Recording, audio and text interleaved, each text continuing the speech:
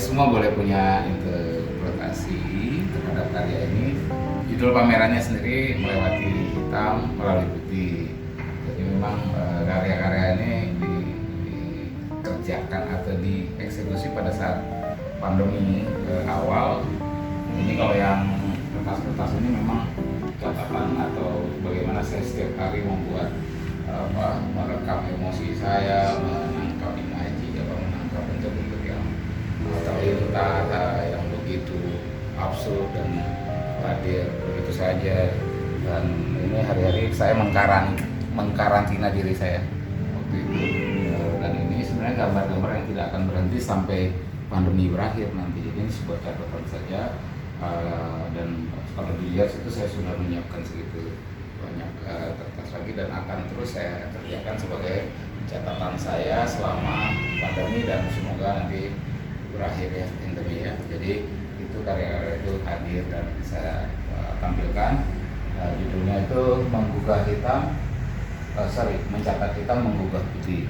Nah jadi sekali lagi silakan diinterpretasikan, tapi bahwa itu adalah bagaimana saya mencatat begitu banyak kegelisahan atau memori-memori yang berseliweran atau bayangan-bayangan yang berseliweran ketika saya ada di atas ini mengisolasikan diri. Di luar sana ambulan bolak-balik beritanya, sebentar orang meninggal dan seterusnya. Demikian juga karya ini memang menjadi judul dari pameran itu sendiri, bagaimana kita atau saya mengekspresikan untuk melewati hal yang ketika dunia harus melewati sebuah atau satu pandemi bencana, bahwa terkadang tidak mudah untuk menggugah orang karena banyak sekali hal-hal sekitar atau di dalam kehidupan itu yang mengcounter dengan data-data yang membingungkan atau membuat orang banyak ragu. Itu saya silakan bagaimana orang atau saya mungkin yang berpikir negatif atau gelap atau cenderung membuat suasana tidak ada, bukan berarti warna hitam itu buruk ya, tapi saya menganalogikan warna berkabung atau membuat suasana itu makin penuh perkabungan akibat ucapan yang gak jelas itu, kadang-kadang politikus bahkan tokoh agama. Ketika waktu itu dunia harus sepakat bahwa pertolongan pertama di seluruh dunia itu masker, berseliweran gitu, pendapat-pendapat yang hadir membuat orang bingung gitu. Kenapa jangan percaya dengan masker? Akhirnya manusia bertumbangan di mana-mana. Jadi kalau bisa, mungkin itu simpelnya, tapi bahwa detailnya bisa dilihat banget bahwa saya menaruh bel atau lonceng ini kan sebenarnya kalau ada dalam posisi ini lonceng besar sekali ya. Jadi lonceng kalau teman atau pemberitahuan dan calling gitu. Saya datang. Lonceng kematian. Jadi kalau ini bayangkan ini bunyi itu segini, kadang kalau dia lagi ada di satu negara gitu, kadang-kadang mau ting satu lewat ting 10 begitu, nggak jelas atau nggak mentaati apa yang dianjurkan oleh pemangku kebijakan. Wah, ini sampai ribuan, bahkan di beberapa negara sehari sampai pernah 6.000 orang meninggal akibat apa? Ya, sepele banget. Masker dia tidak percaya virus ini ada. Itu waktu itu vaksin belum ditemukan. Tapi itu kan bahasa ininya ya. Tapi bahasa kekaryaannya tentu silakan membaca dari. Tapi itu alasan saya membuat karya ini, bahwa awalnya sulit sekali sedunia itu menerima benda ini untuk melewati masa kesuraman awal. Itu saya bilang hitam.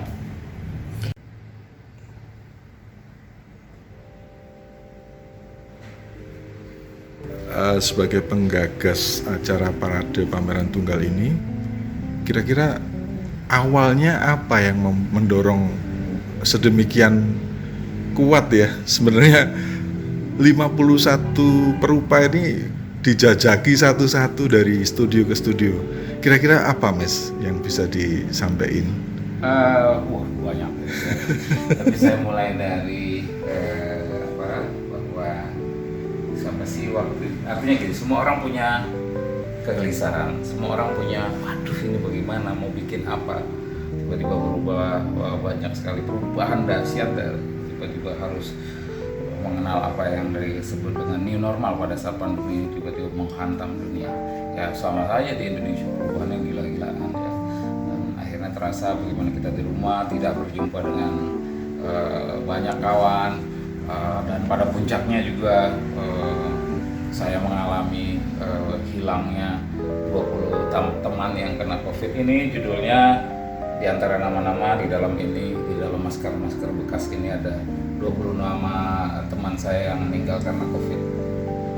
Jadi memang akhirnya saya pikir tidak ada satu cara lain selain yuk kita bangkit tapi tidak pongah terhadap keadaan. Kalau istilahnya ketika waktu itu keadaan mulai membaik, ketika vaksin ada atau secara terukur kondisi di banyak tempat terutama di Indonesia sudah mulai membaik, saya rindu banget untuk menemui teman-teman karena silaturahmi digital itu rasanya kok nggak menyentuh ya. Medsos tuh nggak ada terasa gitu sebenarnya kangen secara face to face, pengen ketemu, pengen apa itu, terus pengen tahu bagaimana perasaan mereka, bagaimana cara mereka atau mereka selama ini ngapain aja, membuat begitu kuatnya bahwa saya ingin ketemu dengan teman-teman. Akhirnya saya membuat sebuah istilah kulturahmi dan memakai istilah itu, artinya saya bersilaturahmi berbasis kultural atau berbasis kasarnya itu ya terlalu tinggi atau diistilahkan budaya gitu ya. Jadi saya pikir silaturahmi sebenarnya sudah budaya yang kita punya, apalagi Indonesia ya sangat ini. Tapi bahwa dengan kulturahmi saya datang studio ke studio ingin tahu teman-teman bikin apa, dan setelah saya datang saya lihat wah teman-teman luar biasa gitu, dalam masa yang sangat sulit seniman tidak punya subsidi, tidak punya gaji, tidak punya apa, dalam masa super sulit itu teman-teman seniman tetap berusaha survive dengan berbagai pilihan cara pendekatan dan lain-lain. Tapi bahwa modal besarnya adalah bahwa pilihan sudah menjadi seniman adalah pilihan hidup yang tidak bisa ditawar lagi, sehingga memiliki daya tahan untuk survive, ketangguhan yang luar biasa. Bahwa saya menemukan di studio-studio nggak ada yang kosong karyanya tuh, banyak sekali mereka mengeksekusi baik di kertas, kanvas dan lain-lain. Artinya dengan berbagai cara teman-teman tetap konsisten dengan pilihannya, membuat sesuatu catatan karya-karya terbaru, membuat karya-karya terbaru sebagai catatan ataupun sebagai apapun itu, sebagai tanggung jawab mereka atau teman-teman terhadap panggilan jiwanya sebagai perupa atau pelukis atau apapun sebagainya.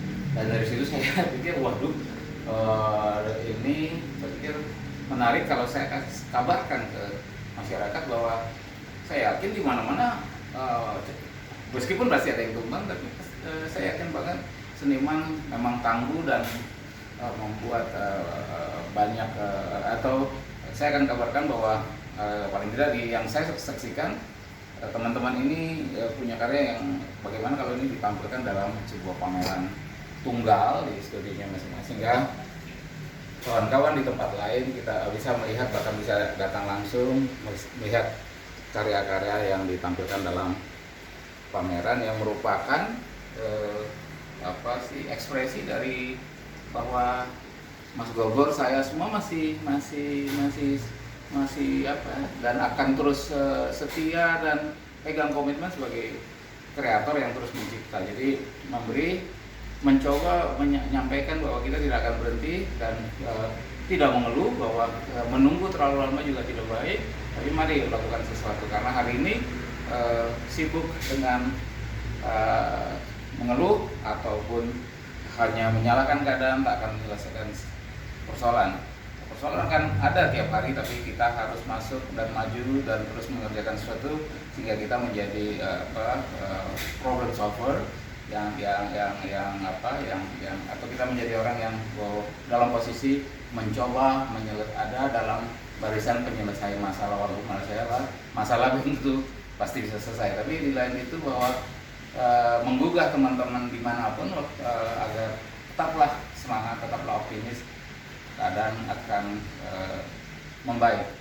Tuhan tak pernah janjikan langit selalu biru, tapi pasti ada masanya langit cerah dan biru kembali. Kita akan bersama-sama lagi terus membuat sesuatu, memberikan yang terbaik untuk kesenian di sekitar kita, Jakarta dan sekitarnya. Syukur-syukur nanti berefek kemana-mana. Jadi mudah-mudahan dari event ini memang ketangguhan teman-temannya dibaca banyak orang dan muncul lagi pameran-pameran berikutnya di tempat lain dan seterusnya, menunjukkan bahwa atau paling tidak kita semua juga ikut membuat atau mendorong ekosistem seni rupa di sekitar Jakarta dan di Jakarta dan sekitarnya untuk lebih menggeliat walaupun keadaan tidak begitu baik. Dan yakinlah seiring sejalan kontribusi atau tiap langkah yang kita buat atau apapun bahasanya ini kelak terukur menghasilkan sesuatu yang bisa kita syukuri bahwa oke, kita sudah berbuat sesuatu dan kita puji Tuhan, alhamdulillah keadaan bisa berjalan lebih menggeliat lagi.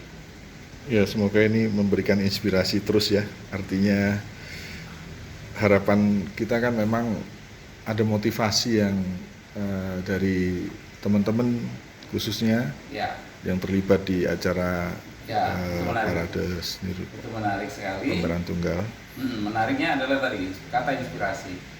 51 ini orang memang bukan kebetulan, tapi memang saya berhenti di titik itu dan harapan saya 51 ini adalah inspirator yang tadi atau orang-orang yang inspirasi.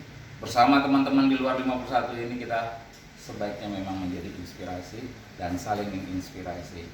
Jadi memang hari ini yang dibutuhkan eksekutor atau orang yang langsung yang bagus dalam mengeksekusi, tapi juga di satu sisi kita butuh banyak inspirator, banyak teman-teman yang menjadi inspirasi.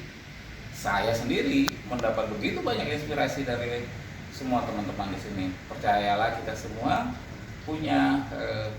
bisa punya perbedaan dan persamaan.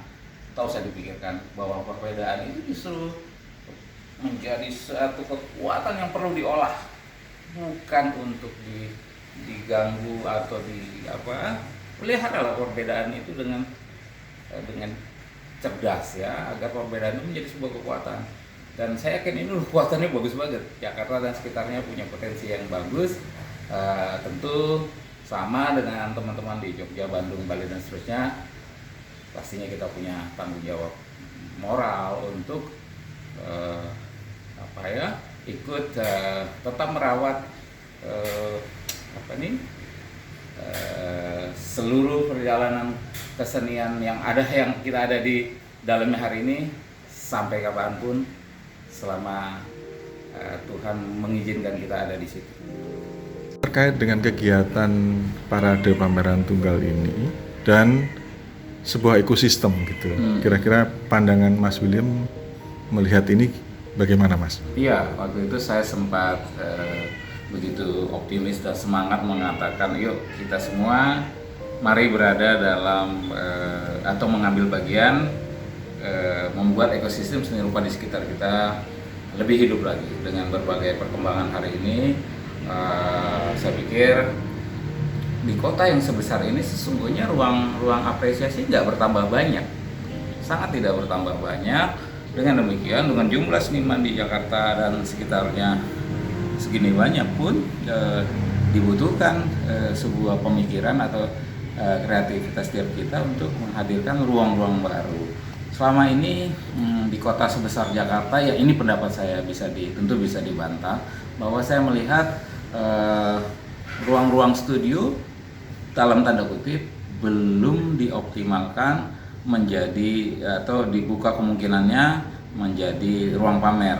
Kalaupun ada sedikit sekali, bahkan bilang tidak ada sama sekali, tapi bahwa kalau dilihat potensinya setelah saya jalankan Kulturahmi dan mendatangi puluhan studio, kalau saya lihat jelas punya potensi untuk itu. Jadi memang bagaimana menghidupkan studio ke studio ini, membuat jadi ruang apresiasi di mana di studio itu ada pameran, ada diskusi, ada pemutaran film dan seterusnya secara berkala, itu otomatis membuat ekosistem berkesenian di kota sebesar Jakarta ini menjadi jauh lebih hidup, tidak tergantung dengan apa yang ada di luar studio itu. Hari ini kan kita begitu tergantungnya, ini tentu tidak salah, begitu tergantungnya dengan ruang-ruang pamer di ruang pamer di luar studio kita. Saya tidak akan pernah menyalahkan, tapi menurut saya bahwa ayo kita lihat ini potensinya luar biasa banget lah. Dengan demikian, dengan ruang yang tidak banyak di luar ditambah ruang yang kita punya, saya pikir kalau ini bisa sustain, bisa terus menerus dilakukan, ekosistem perlahan membaik dari tadi. Saya tidak bilang sekarang buruk, tapi saya kira bisa lebih hidup, karena saya sering sekali ke sebuah kota yang sering disebut ibu kota seni rupa. Wah, itu ekosistemnya luar biasa. Studio itu begitu hidup pagi sampai malam, dan kegiatan pameran itu saya mau katakan menjadi tidak tergantung teman-teman di kota itu untuk mengadakan pameran. Sudah ratusan tempatnya, masing-masing membuka art space-nya, membuka ruang-ruang studionya menjadi ruang pameran. Nah, saya pikir kita di Jakarta dan sekitarnya ternyata, dan saya buktikan ketika saya datangi, bahwa ini bisa. Tentu nothing perfect, tidak ada yang sempurna, tapi bahwa memulainya ini tentu harus menunggu sampai kapan gitu.